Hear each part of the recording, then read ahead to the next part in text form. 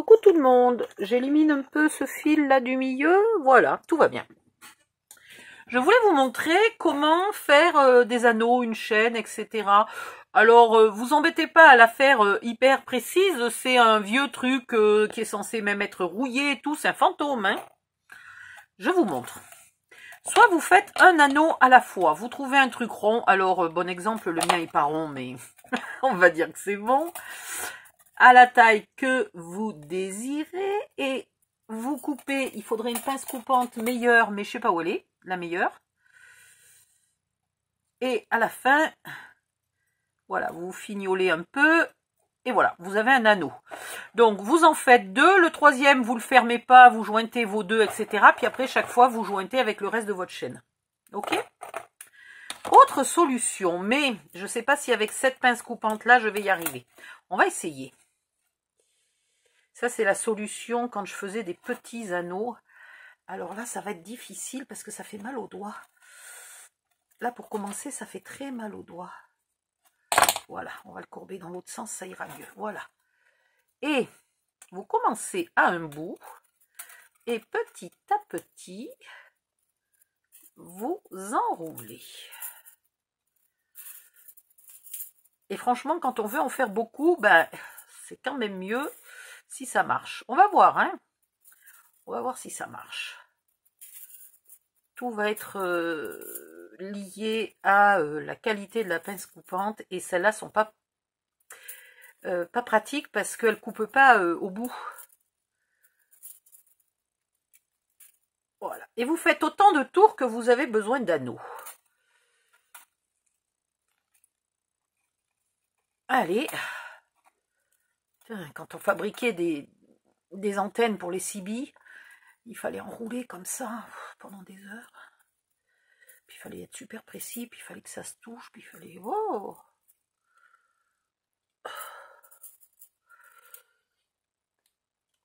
c'est vieux ça, c'était il y a 30 ans.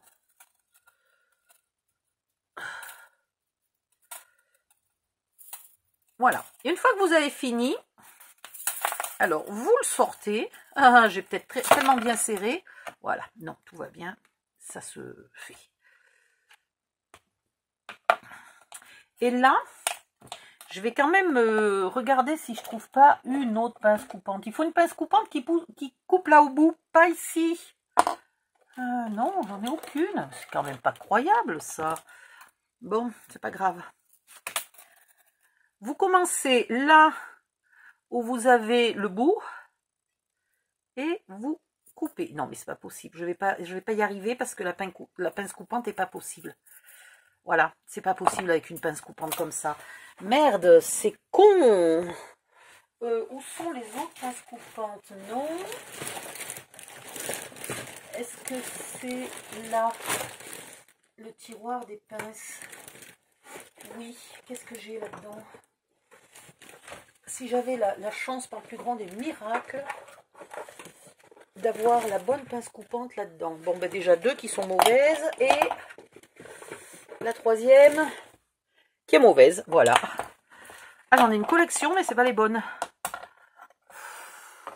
Putain que c'est chiant. Et j'en ai une grosse qui coupe super bien, mais et je me souviens pas de m'en être servi ailleurs que ici. J'en ai encore une. Vous pouvez y aller. Des comme ça, des mauvaises, il y en a. Hein. Non, j'ai pas la bonne. Bon, bah si vous avez la bonne pince coupante, vous coupez comme ça jusqu'au bout et vous avez autant d'anneaux que ce que vous avez fait de tours. Mais là, moi, je peux pas. Alors, si déjà j'essayais de couper là. En fait, voilà, la pince coupante est tellement mauvaise qu'il faut tortiller. Et là, je peux pas tortiller quand c'est enroulé.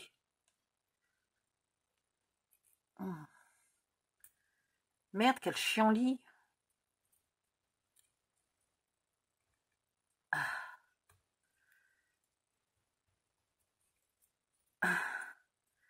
Bon, c'est à peu près faisable. En séparant les anneaux. Ça va pas aussi vite que ce que ça devrait. Mais voilà. Vous voyez que le principe est bon. C'est le matériel qui est pas bon. L'outil qui est pas bon. Elle peut être où ma pince coupante? Bon voilà, bref. Là, je vais en prendre 2 comme ça. Je relie à... Et encore, on a de la veine, que ça soit du métal très mou. Ici, je relie à un autre que j'avais fait tout à l'heure, mais qui n'est pas super bien fait. Voilà, c'est mieux. Je le relie aussi ici et j'essaye de fermer avec en gardant un rond bien rond. Ouais, pas trop mal. Ensuite, il m'en faut encore une. Oula, celui-là, il va pas faire. Avec une chaîne pareille, mon fantôme, il va pas être bien embêté pour courir. Hein.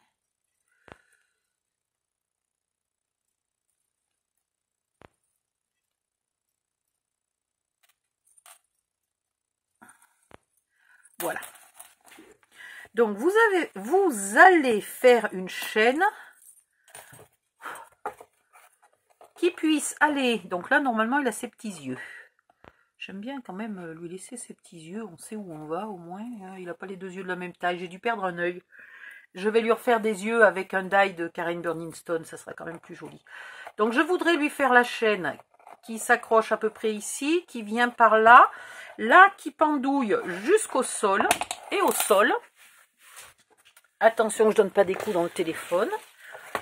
Et au sol, je voudrais lui mettre un bon gros boulet qui en vérité n'est pas un boulet, qui est un grelot, mais on s'en fiche. Ça fera très bien. Donc c'est pareil, avec mon dernier anneau, j'accrocherai le boulet. Pour l'instant, le boulet, c'est moi.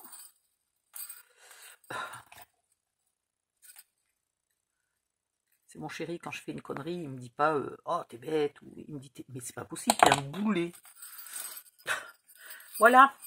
Et là, vous laissez la chaîne. On comprend pourquoi il perd ses yeux, lui.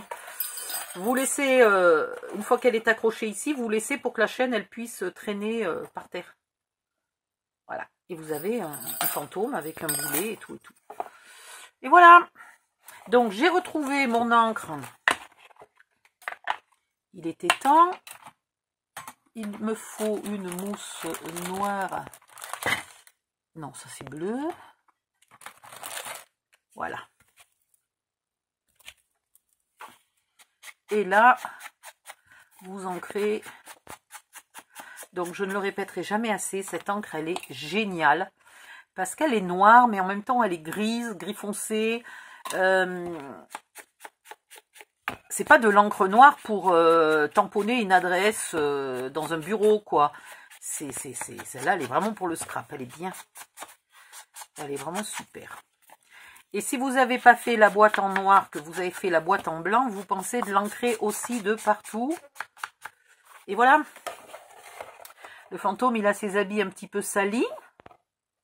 Ce qui est normal, au bout de quelques centaines d'années sans machine à laver, vous faites bien comme vous pouvez. Et il a son boulet. Donc, je vais le finir et vous verrez la photo. Comme ça, vous pourrez noter les petites modifs, là, la forme des yeux, la forme de la bouche, etc. Ah, comment je vais accrocher ça, au fait? Alors, je pense qu'on va pas s'embêter. Je pense qu'on va prendre une chute de papier. Là. Peut-être même pas aussi large que ça. Que je mettrai là.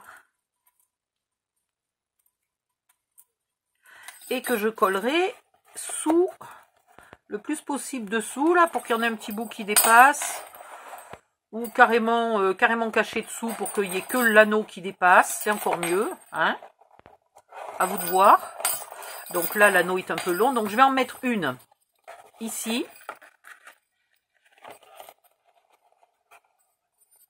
Après, j'en mets une autre là. Comme ça, il a une petite ceinture. Et après, il y a tout le reste qui dégringole jusqu'en bas avec le grelot ici. Donc, pour l'instant, ma chaîne n'est pas assez longue, vous l'aurez compris. Et puis voilà. Sinon, vous mettez de la colle chaude là. Vous le collez ici, puis après vous collez votre habit de fantôme, votre drap, comme vous pouvez. C'est pas non plus... voilà. À vous de voir. Et là, ici, pour faire le virage, c'est facile. En imaginant que ça soit plus long, hein, évidemment. Vous en prenez un des deux, là, que vous collez. Et donc, du coup, il y en a un qui va vers en bas et l'autre qui va vers ici. Et vous n'êtes pas trop gêné par celui qui est ici. Voilà, vous le faites un peu dépasser, là. Et vous en avez un qui part vers là-bas, un qui part vers en bas. Et hop, vous êtes tranquille.